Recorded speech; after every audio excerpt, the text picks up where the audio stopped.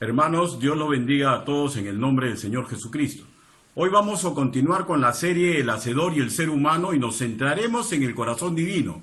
Diré que en él palpita puro amor, orden y misericordia y que podemos valernos de un principio para apreciar la perfección del corazón del Señor, aunque en este principio que vamos a nombrar se habla del ser humano. Pero repito, podemos aplicarlo para hablar del corazón de nuestro Padre Celestial, el hacedor de todo lo creado. En Lucas capítulo 6, versículo 45 se escribe así: el hombre bueno del buen tesoro de su corazón saca lo bueno, y el hombre malo del mal tesoro de su corazón saca lo malo. Porque de la abundancia del corazón habla la boca. Subraye esta última parte. Porque la abundancia del corazón habla la boca. Si lo aplicamos a Dios hecho hombre, Jesús, el Cristo, podemos citar el testimonio que relata el apóstol Pedro en su primera carta, capítulo 2, versículo del 22 al 23, y dice así: el cual no hizo pecado, ni se halló engaño en su boca, quien cuando le maldecían, no respondía con maldición, cuando padecía, no amenazaba, sino encomendaba la causa al que juzga justamente.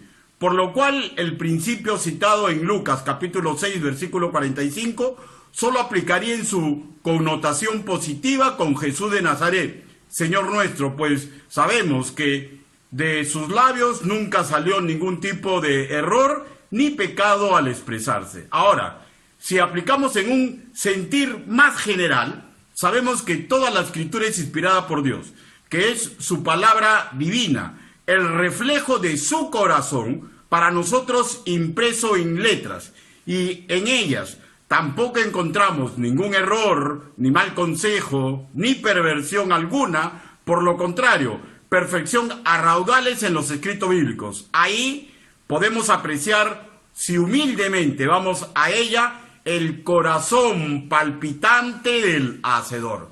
Y mediante el bloque escritural que hemos elegido para el día de hoy, nos detendremos en tres características del corazón divino que son citadas por el salmista.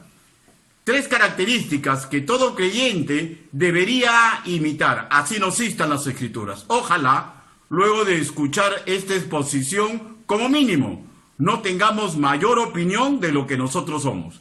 Nuestro corazón, nuestro lugar más íntimo, donde almacenamos nuestros pensamientos, ideas, donde se generan nuestros proyectos y desde donde brotan nuestros sentimientos, no es perfecto. Por lo contrario, suele ser sumamente engañador contra nosotros mismos. Y así nos lo revela el profeta Jeremías en el capítulo 17, versículo 9, donde nos escribe así: engañoso es el corazón, más que todas las cosas, y perverso.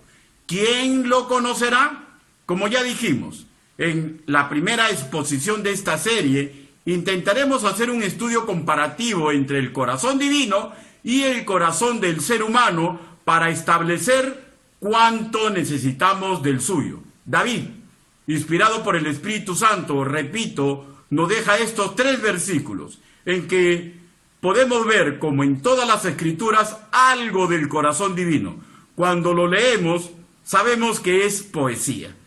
Y siendo poesía, pero permítame decirles que no solamente son palabras bonitas, sino tres magníficas revelaciones escriturales. Sin más preámbulo, permitan que vaya al primer punto a tratar. Punto número 1. Las Escrituras hablan de la fidelidad del corazón divino. Las Escrituras hablan de la fidelidad del corazón divino. Para lo cual, vayamos a Salmos, capítulo 36, versículo 5. Salmos, capítulo 36, versículo 5. La palabra del Señor dice así: Jehová, hasta los cielos llega tu misericordia, y tu fidelidad alcanza hasta las nubes. Aquí apreciamos dos figuras literarias que tienen que ver con cantidad, con la dimensión de la misericordia y la fidelidad divina. La idea que proyectan es que ellas copan, llenan, alcanzan e incluso superan los cielos.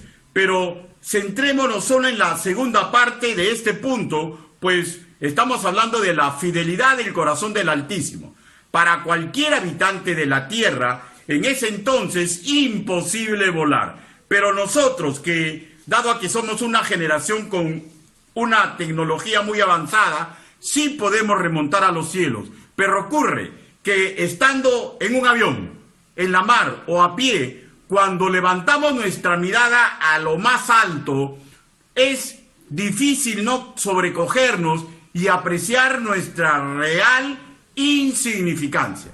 La figura literaria que se usa en Salmos capítulo 36, versículo 5, tiene razón de ser al presentar en analogía lo inmenso, inconmensurable, maravilloso, superior e inimitable que es la fidelidad divina.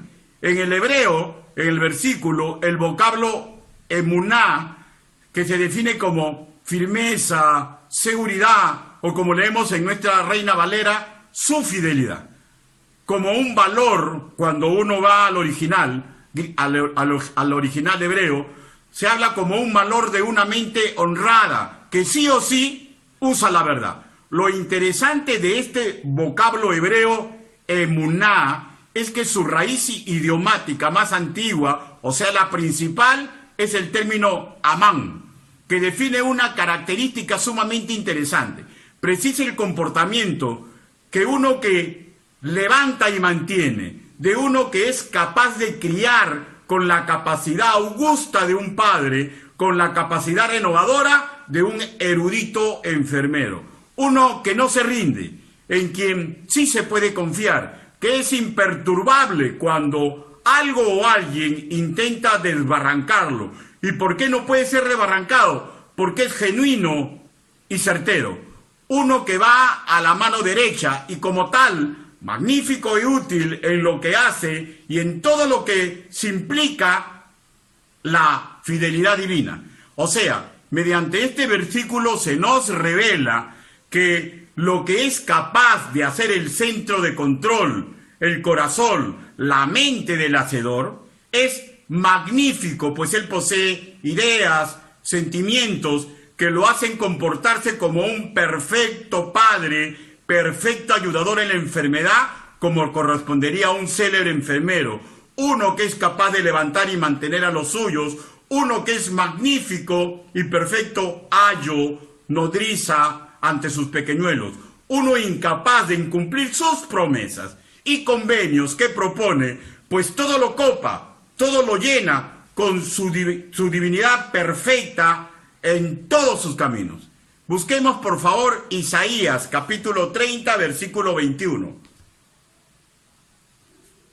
Isaías capítulo 30 versículo 21.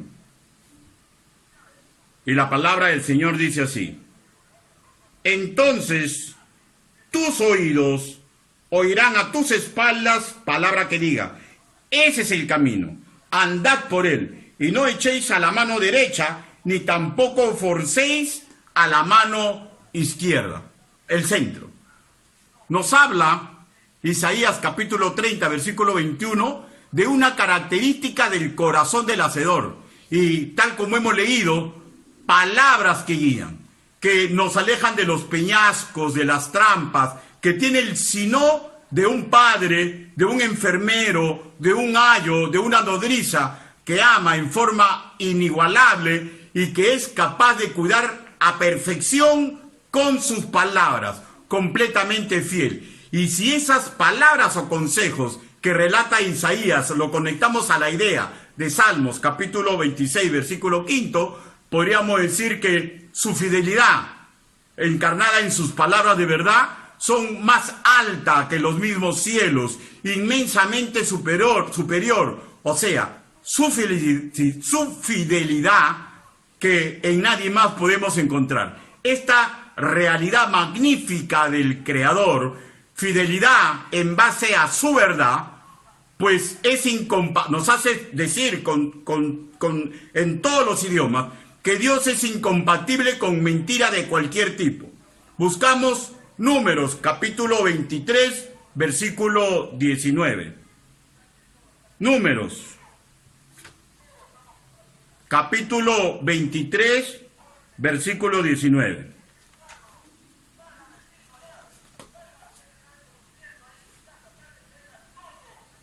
Porque si él usara la mentira, no podría ser completamente fiel. Números, capítulo 23, versículo 19. Dios no es hombre para que mienta, ni hijo de hombre para que se arrepienta. Él dijo, y no hará, habló, y no lo ejecutará. Nos lleva a decir que todos nosotros, que en algún momento por X motivo recurrimos a la mentira, es posible que en algún momento tengamos el peligro de ser infieles. Estamos en la imperfecta orilla contraria a mérito de nuestro engañoso y defectuoso corazón. Por ello, necesitamos cobijarnos en su corazón fiel, nuestro corazón, nuestro centro de control, o digamos nuestra mente, no solamente es capaz de influenciarnos en forma pecaminosa, repito, no solo es capaz de hacerlo, suele hacerlo, y puede llevarnos a la infidelidad y a más todavía. Por ejemplo, el homicidio. Y no son ideas mías, ¿ah? Ahí está, por ejemplo, el caso del rey David, que engañó a Urías Eteo, uno de sus valientes, acostándose con su mujer, y terminó en la práctica mandándolo matar con tal perversión que hizo que la misma víctima lleve la carta ante la mano que lo asesinaría o lo pondría para ser asesinado. Así se consumó un pecado aberrante para el rey. Vayamos a las Escrituras. Segunda de Samuel, capítulo 11. Segunda de Samuel, capítulo 11, versículos del 14 al 17. Segunda de Samuel, capítulo 11, versículo del 14 al 17. Venida la mañana, escribió David a Joab una carta, la cual envió por mano de Urías. Y escribía en la carta diciendo, poned a Urías al frente, en lo más recio de la batalla, y retiraos de él, para que sea herido y muera. Así fue que cuando Joab sitió la ciudad, puso a Urías en el lugar donde sabía que estaban los hombres más valientes, y saliendo luego los de la ciudad, pelearon contra Joab, y cayeron algunos del ejército de los siervos de David, y murió también Urías Eteo. Terrible, ¿no?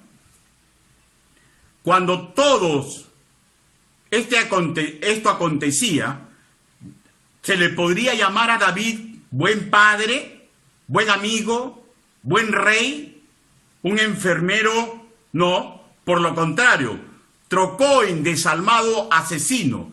Ese es el poder de nuestro engañoso corazón, cuando se sale de la órbita del Altísimo, que palpita fidelidad a raudales. David en aquel entonces, ni ayo, ni nodriza, ni compañero fiel. Estamos ante uno que se rindió a sus deseos, en quien es imposible confiar en todo momento, que no fue imperturbable ante un malsano deseo que lo llevó a desbarrancar, que lo llevó a ser falso y para nada genuino, sino mentiroso y practicante del mal.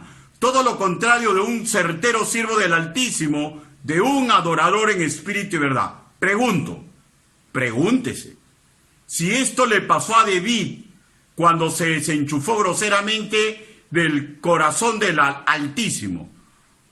Y sabemos que las Escrituras lo reconocen como un siervo que tenía verdadero y sincero amor y fe en Dios. Pregunto, ¿qué podría pasarnos a nosotros si seguimos en algún momento ese camino equivocado? La respuesta cae por su propio peso.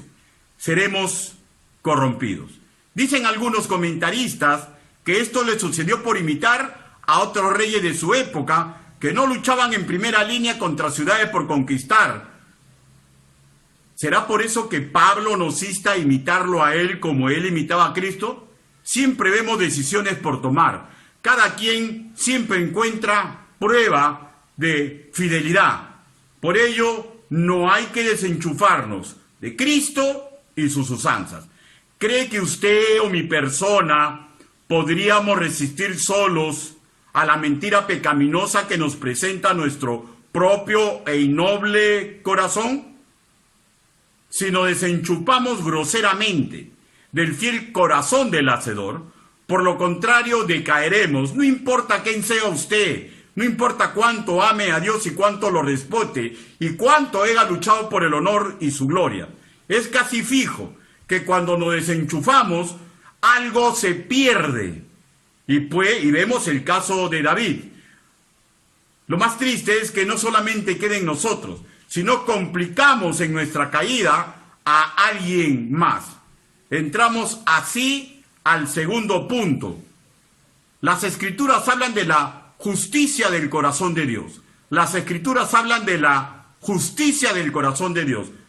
Para lo cual vayamos a Salmos, capítulo 36, versículo 6. Salmos, capítulo 36, versículo 6. Tu justicia es como los montes de Dios, tus juicios, abismo grande. Oh Jehová, al hombre y al animal conservas. Al hombre y al animal conservas. Aquí apreciamos una antípoda que compara la justicia divina con lo más alto de la tierra y a su vez con lo más profundo de ella, para darnos una idea de lo inalcanzable, inconmensurable, que sería tener el tipo de justicia y juicio divino. Un monte fuerte, macizo, lleno de riqueza geológica. Los abismos, del mismo modo, nos hacen ver los abismos y los montes como algo insignificante. Ellos sólidos, magníficos, con riqueza escondida. Nosotros endebles, sin riqueza propia, decadentes sin la luz del Evangelio. Así y mucho más se parece nuestra escasez, deficiencia e incapacidad natural. Si nos comparamos con la justicia y juicio divinos, con los que nacen en el corazón suyo, por eso urge copiarlo a él. El término que se usa para abismo grande refiere al gran caos de Génesis, cuando la tierra estaba desordenada y vacía. Algo incomprensible para alcanzar con nuestra mente humana. Del mismo modo, su justicia y juicios llegan en algún momento a ser incomprensible para nosotros. Por ejemplo, el perdón y posibilidad que el Hacedor le da a un asesino y violador en serie, un ejemplo que hizo víctima a la familia muy amada de ese creyente. Pero regresemos a David. Luego de su indigno comportamiento, cuando decayó en pecado tan vil como rey, traicionando con Betsabé el santo vínculo conyugal que había establecido Urías, la sentencia divina, ojo, no le quitó su reino, no le quitó su mujer, o sea, no le quitó lo que él más amaba, el pueblo de Israel, y ayudarlos como rey, no le quitó a la mujer que había capturado su corazón, sino que hizo morir a su hijo recién nacido. Así es la justicia de Dios. A simple vista y con sensibilidad humana no comprendemos a plenitud su justicia, pues ¿qué culpa tiene un inocente? Es parte de nuestra incapacidad para asimilar su justicia en muchos aspectos. El por qué juzga así el Señor está graficado en Isaías, capítulo 55, versículo del 8 al 9. Busquémoslo, por favor. Isaías, capítulo 55, versículo del 8 al 9. Porque mis pensamientos no son vuestros pensamientos, ni vuestros caminos mis caminos, dijo Jehová. Como son más altos los cielos que la tierra, así son mis caminos más altos que vuestros caminos, y mis pensamientos más que vuestros pensamientos. Palabra de Dios. Cuando en Salmos, capítulo 36, versículo 6, leemos justicia, en nuestra Reina Valera leemos justicia, en el original es el vocablo hebreo sedak, tzedaka, que define al derecho, la rectitud, una virtud especial para entender justicia legal y moral, de tal forma que cuando se aplica se logra sí o sí prosperidad. O sea, dicho en otros términos, juicios y decretos que sirven para hacer el bien en toda su plenitud. Y esto para una mente finita no lo puede asimilar. ¿Cómo una mente finita puede asimilar que fue bueno y mejor que muere el inocente niño y no la madre y el padre pecador en el caso de David? Otro ejemplo, ¿cómo asimilar de primeras que para Dios fue justo que el delincuente que se humilló ante Jesús en la cruz, sin importar todo el daño que él hizo en toda su vida, vaya directo al paraíso de la mano de el Cristo? Como que suena, ¿no?, a una justicia floja, sosa, como incentivando a la delincuencia. Y ellos que incentivar la delincuencia y decirle, bueno, al final te arrepientes y no pasa nada. Y esto que estoy escuchando puede ser la queja de una mente lógica, como la es de todo ser humano, que solo es capaz de asimilar lo de acuerdo a su insignificancia, pero incapaz de asimilar a cabalidad la forma magnífica, perfecta, inconmensurable que ejerce justicia el Creador. Además, no olvidemos que la mayoría de nosotros nos trabamos con las altas e insuperables ideas y pensamientos, proyectos y juicios del Altísimo. Y así lo sabemos cuando se nos entregó en las Escrituras, 1 Corintios, capítulo 2, versículo 14. 1 Corintios, capítulo 2, versículo 14. Pero el hombre natural no percibe las cosas que son del Espíritu de Dios, porque para él son locura, y no las puede entender, porque se han de discernir espiritualmente. Incluso un verdadero creyente que deje de andar sostenidamente en la ruta idónea va a terminar cuestionando la justicia divina. Todos nosotros, alejados de él, encontramos serios problemas en discernir la justicia y los juicios del Hacedor. ¿Y desde cuándo sucede esto? Desde el pecado de Adán y Eva, desde nuestros inicios. Y se confirma en todos nosotros que sin el corazón del Hacedor trazamos mal, en forma deficiente, cualquier tipo de justicia y juicio recto. Y cuando viene un juicio y una justicia sumamente recto y sumamente amparado en la misericordia, nos es difícil comprender. Romanos capítulo 3, versículo 10. ¿Desde cuándo sucede esto? Romanos capítulo 3, versículo 10 al 12, desde Adán y Eva. Pero miren lo que dice las Escrituras sobre todos nosotros. Romanos capítulo 10, capítulo 3, versículo 10. Como está escrito, no hay justo ni uno solo, no hay quien entienda, no hay quien busque a Dios. Todos se desviaron a una, se hicieron inútiles. No hay quien haga lo bueno, no hay ni siquiera uno. Como está escrito, ¿no? No hay justo, ni siquiera uno. No hay quien entienda, no hay quien busque. Escuchen, por favor.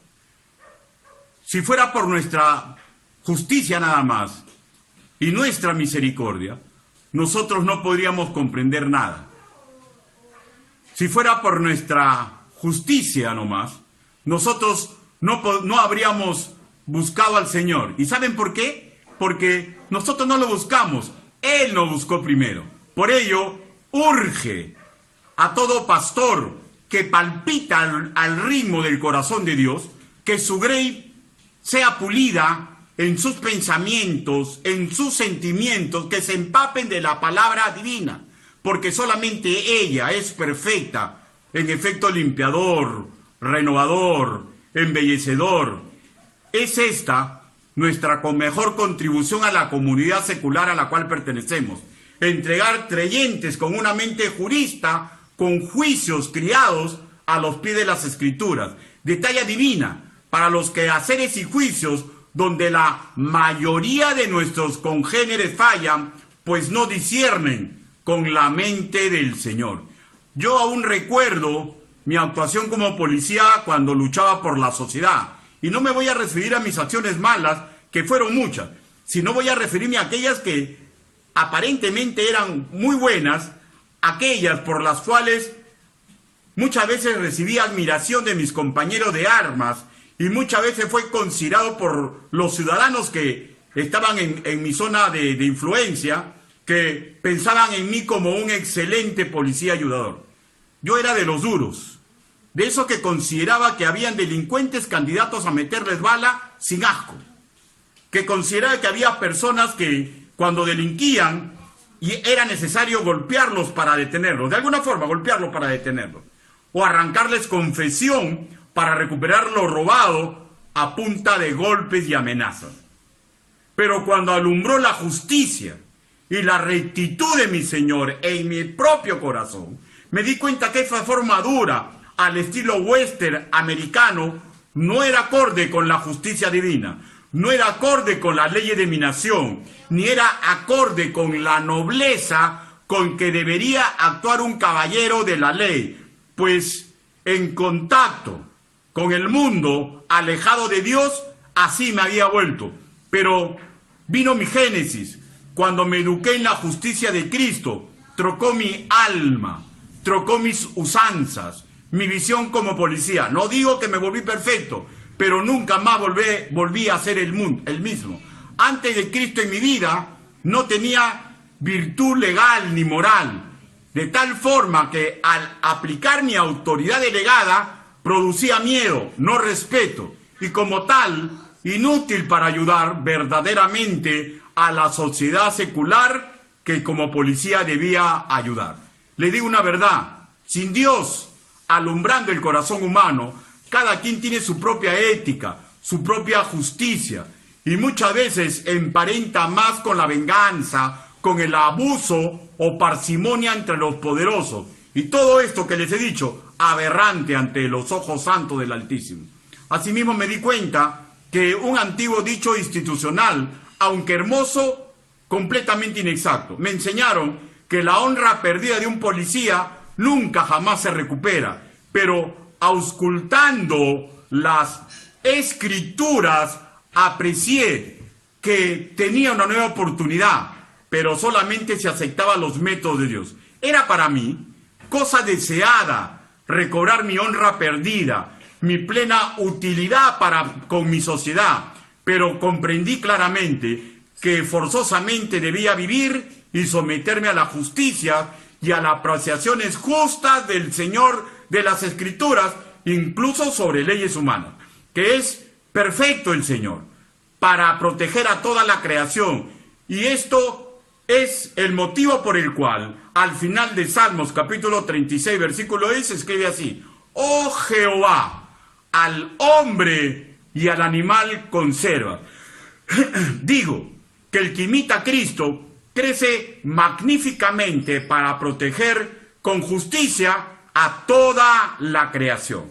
En Proverbios capítulo 21 versículo 21, busquémoslo por favor, Proverbios capítulo 21, versículo 21, muy conocido, pero vayamos a las Escrituras. El que sigue la misericordia, la justicia y la misericordia, hallará la vida, la justicia y la honra. Y pude regresar a mi honra. Pude aplicar justicia, pero solamente imitando a Cristo. Porque solamente cuando aprendemos a imitar el palpitante ritmo del corazón justo del Creador, podemos impartir justicia. Lo que nos lleva al tercer punto. Las Escrituras hablan de la misericordia del corazón del Altísimo. Las Escrituras hablan de la misericordia del corazón del Altísimo. Para lo cual regresemos nuevamente a Salmos capítulo 36. Salmos capítulo 36, versículo 7.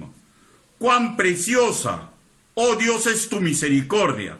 Por eso los hijos de los hombres se amparan bajo la sombra de tus alas. Lo que leemos en nuestra Reina Valera como misericordia es el vocablo hebreo Gesed.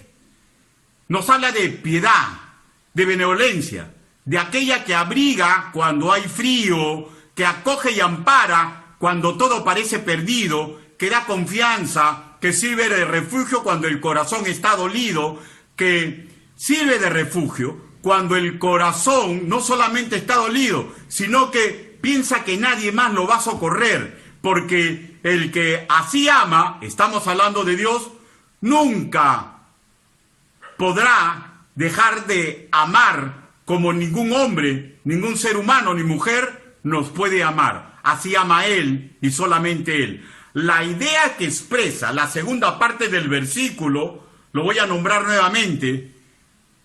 Por eso los hijos de los hombres se amparan bajo la sombra de tus alas, da la idea de los polluelos que corren a protegerse bajo las alas de su madre y que no son para nada rechazados. Y un interrogante surge. ¿Cuál es la magnitud de la bondad divina?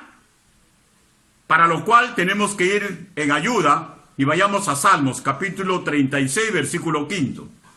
Y si observamos la figura literaria que se usa para hablar de la misericordia del Señor, en esta su primera parte, que no hemos tocado, dice así: Jehová, hasta los cielos llega tu misericordia. Para misericordia, en Salmos capítulo 36, versículo 5 y 7, y acá específicamente se vuelve a usar el hebreo Gesed, que cuando se nos dice que llega hasta los cielos, para ese término cielos, nubes, tengamos no la idea de la atmósfera nada más, que de por sí, para compararla con la abundancia, misericordia divina, sería un portento. Pero es más, mucho más, porque el término que leemos en nuestra Reina Valera como tal, en el hebreo koiné es chamayín, y aquí incluye donde orbitan los astros celestes, y si así desborda toda imaginación y capacidad humana, porque ese espacio es infinito para nosotros. Pregunto, ¿en qué corazón podemos encontrar bondad insuperable, incontable, que la vista ni la imaginación puede abarcar? Bondad que se da al abatido, bondad que se le da al que necesita paz, al afligido, esperanza al desesperado, refugio al maltratado, seguro al desorientado. Respondo, solo en el corazón palpitante del Creador. Todo ser humano pasa por innumerables problemas, dolores en el alma, desilusiones en la vida, y a todos se nos ofrece el corazón palpitante del Hacedor, mediante la persona divina del Señor Jesucristo, que expresó lo siguiente. Mateo capítulo 11, versículo 28. Mateo capítulo 11, versículo 28. Y la palabra del Señor dice así: Venid a mí, todo lo que estáis trabajados y cargados, y yo os haré descansar. Él es fiel, Él es justo, Él es bondadoso, y esto lo puede dar, porque es su promesa, y Él solamente habla verdad. Qué gran anhelo maneja un creyente, que las personas que conoce en algún momento se dejen mimar, ayudar, enderezar, que se dejen dar descanso a su alma por el perfecto corazón del Hacedor. Ese es el sueño de todo creyente, para con su familia, para con sus vecinos, para todo el mundo, que el divino corazón alumbre en sus corazones, primero para salvación. Juan capítulo 3, versículo 16, nos habla lo que quiere Dios y lo que anhela un creyente. Juan capítulo 3, versículo 16. Porque de tal manera amó Dios al mundo, que ha dado a su Hijo unigénito, para que todo aquel que en Él cree no se pierda, mas tenga vida eterna. Pues solamente Él es fiel, bondadoso y justo. Oh, amigo invitado, que sabe que aún vive sin Cristo. Si usted se dejara ayudar, amigo invitado, si te dejaras reeducar, si corrieras como polluelo bajo las alas misericordiosas de mi Salvador, vendrían cosas grandes y maravillosas a tu vida. Y lo primero, que tendrías un lugar asegurado en el cielo, al lado del hacedor de todas las cosas. Y lo segundo, posibilidad para poder remontar en este mundo todo aquello que te quiere llamar. Pero si usted es de Cristo y anda mal encaminado, y usted sabe su verdad, Santiago, capítulo 4, versículo 8.